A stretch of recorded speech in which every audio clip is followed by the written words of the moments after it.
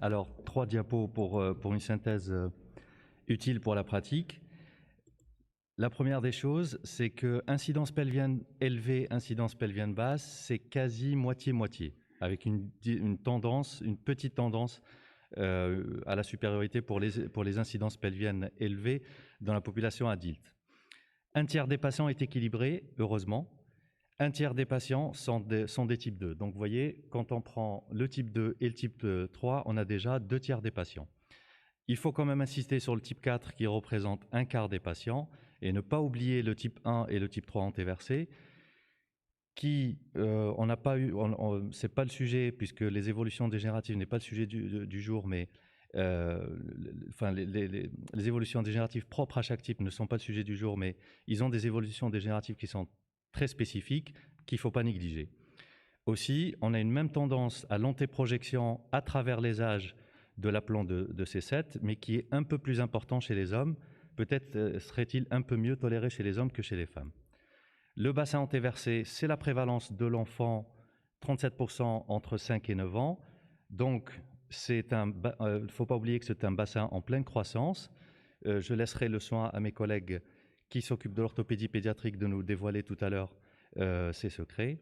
Il est moins fréquent chez l'adulte jeune, il est aux environs de 10%, entre 20 et 34 ans.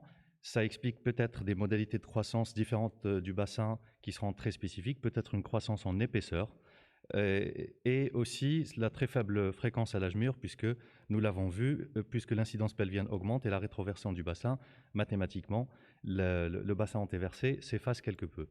À travers les âges, donc, qu'est-ce qu'on retrouve? On retrouve une incidence pelvienne qui augmente et qui se stabilise en fin de croissance et qui augmente encore plus à partir de 65 ans. Peut-être que c'est la participation des sacro-iliaques, c'est une hypothèse qui tente à se confirmer avec toutes les descriptions qu'il y a dans la littérature.